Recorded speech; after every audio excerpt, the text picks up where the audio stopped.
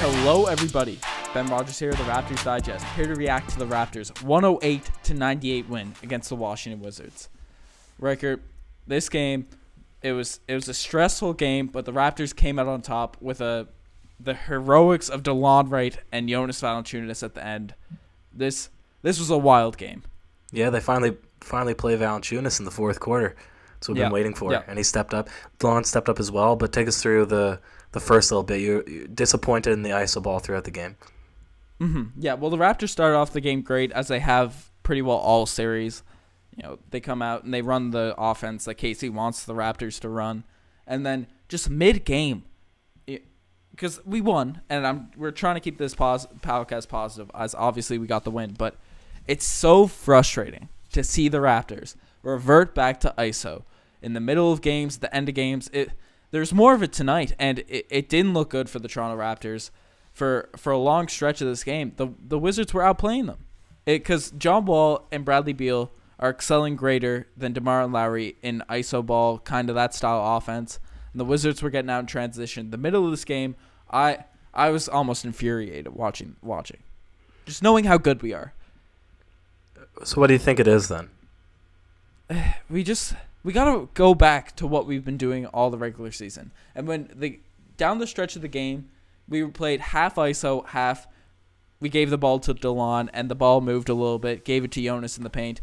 And that's enough to beat the Wizards. If we do that halfway, if we halfway the culture shift, we'll beat the Wizards in this series. But we aren't beating the Cavs, who LeBron just hit a game-winning 3 against. Okay, does Fred VanVleet's absence make that much of a difference to the entire offense of the Toronto Raptors? Or is it some sort of playoff fear that they have to committing to a ball movement and trusting teammates? Is DeMar DeRozan being selfish? Is Dwayne Casey losing his mind? What's the reason for consistent play throughout the season, but then an absolute change in the dynamic in the postseason? Well, you bring up Fred, and I was watching First Take either yesterday or today, and apparently Stephen A was chatting with Kyle Lowry. He was having a chat with him, and he asked him what's happening in the fourth quarter with the Raptors, right? Because what's the issues you guys are having? And all Kyle Lowry did was point to Fred VanVleet. Fred VanVleet has asserted himself as one of the leaders on this team. An undrafted second-year player is one of the backbones for our roster. And yes, the fact that he isn't playing, it's got the Raptors all off kilter. And tonight, Delon Wright stepped up in place of Fred VanVleet, really made sure the offense was flowing when he had the ball in his hands. Did a great job at just dictating the offense. So it was great to see him step up, but Fred is that guy. And if Delon Wright can do it consistently too, that'll be a great thing for the Toronto Raptors, because the Raptors are great when they have a couple of floor generals on the court. But that's the definitely thing. in the middle of the games. What disappoints me from the Raptors team is that Kyle Lowry should be the floor general. Right? That was his position the last season. They're paying him $30 million a year.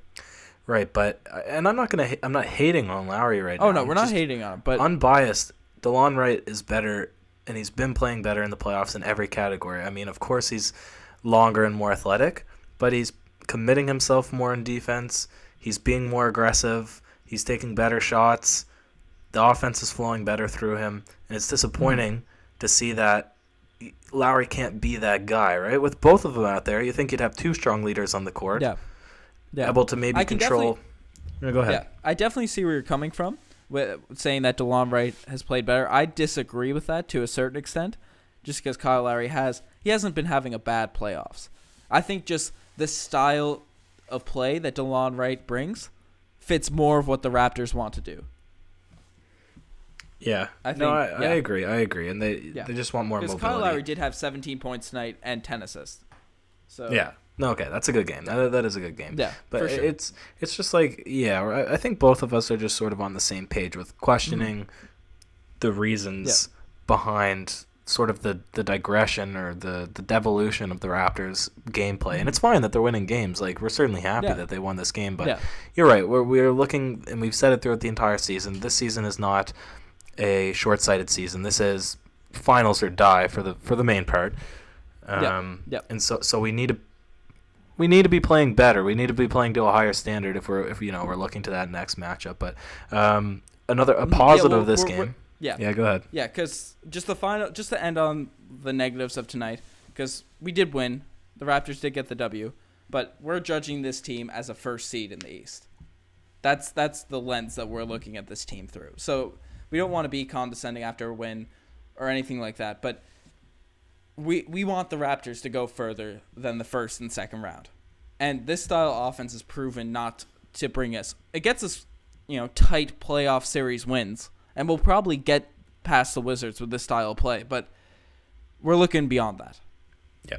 No, that's absolutely true. But to swing it around, I love to see it. I think JV is a very underrated big man in the league, and even in the eyes of his own team. I mean, obviously, I don't know how they truly think about him, but I think he can be consistent. People question his pick and roll defense, which is certainly valid, but I think he brings a lot on offense and a good intensity, and he displayed that in the fourth quarter tonight, and really was, like you said at the beginning, him and Delon were really the sparks that pushed the team over to the win. Yeah, I know Dwayne Casey doesn't like to play JV in the fourth quarter, and in some games it's reasonable for JV. It's not the right matchup, right? If we're playing the Warriors or something and they have Draymond Green at center, it's tough to run JV out there. But when Marcin Gortat's on the court, there's no excuse for JV, especially where he's been playing so well this series. Maybe not necessarily on the defensive end, but he needs to finish these games. The Raptors are getting killed on the boards. You throw the ball to him in the middle of the paint, and the offense can just flow through that. I don't know. He has more confidence in his own post-up game and taking shots. He doesn't always necessarily create the best shot, but he's at least confident more so than Jakob Poeltl at this point because of experience. And that's not to say that Jakob is bad or that he's done a bad job in the fourth quarter, but I just think that Jonas is sort of the piece to play around this season. Given he has the most experience, he has confidence, and this matchup definitely works. And it was good to see him go out there, be aggressive. My opinion, I don't want to spoil it, but steal on John Wall was, I don't know, it was magical to watch. Well, we'll save that for the segments. But, Delon, JV were two of the stars tonight. And that lineup of Delon, JV, CJ Miles, and our all-star backcourt, that was a really fun lineup to watch at the end of the game. Obviously, we'll keep talking about it. We'd like to see them keep the pace going, the ball movement, because a couple times DeMar went back into the ISO stretches, trying to get him to post up on Bradley Beal, who's a good defender. It's not like it's a huge mismatch. But we want to see, when they had the ball flowing and catching the ball in the flow of the offense, it was a great look for the Raptors. Yeah, I totally agree. It was good. It wasn't a horrible fourth quarter. It was a pretty good fourth quarter. And Casey reverted back to the 10-man rotation tonight. We saw Norm get some minutes. I really want to see Norm a bit more confident. He'll be an X factor in the next series, I think. We're not seeing him play it a lot. I'm still predicting it. You're still calling the Norm God, the explosion. Norm God got to come out. And I definitely think we could see him. That will take it into the segments. The first, the GOAT play of the day. The best, the greatest of all time. My vote goes for the Jonas. You're criticized for a mispronunciation a lot. The Jonas, the JV pick on John Wall. They say his pick and roll defense is horrible, and he gets a steal on one of the craftiest, fastest players in the league, and then turns it around for a bucket on the other end. A DeMar dunk. I for a DeMar nasty slam. I don't think you have any argument here. Definitely the GOAT play of the day. I saw Jonas strip John Wall. And he dribbled the ball for a little bit. We saw a little bit of point Jonas. Got to see a little bit more of point Jonas out there. So definitely when you get a steal for Jonas, GOAT throwing down a dunk, a bit of point Jonas, easily automatic GOAT play of the day. But you know what? Not all plays can be the GOAT play of the day. Nope. And some just make you say, "Oh, geez." Yep. And tonight, we got a positive OGs. Okay. Tonight, let's hear it. Yep. We're giving it to Jonas again, the savior. Welcome to Lithuania. Because Jonas got the ball. It was in the first quarter. Got the ball at the top of the key, right? Marcin Gortat had no chance with Jonas around the three-point line. Jonas throws out that mean Jonas Valanciunas pump fake. Obviously, Gortat bites. Jonas goes in for a nice little George Gervin finger roll. Oh. And as watching the game, I said, oh, geez. I said it out loud. Marcin Gortat got schooled. So, definitely the OGs play of the night. Nice. And there's one more award. The infamous, the one and only DeMarre Carroll Gold Star Award for worst performance of the night. I'd be heavy-hearted to give it to a Raptors player tonight. Perhaps somebody deserves it. I don't know. Who would you think is in contention? I think Serge Ibaka is definitely in contention. We've been raving about playoff Serge, but the past couple of games, we haven't really seen playoff Serge in a while. So, really like to see him bounce back. He didn't do anything awful, but just really didn't do anything. Only had 3 points, 0 for 1, 1 for 3 from the field. Just want to see more out of Serge. He's supposed to be the third option for the Raptors.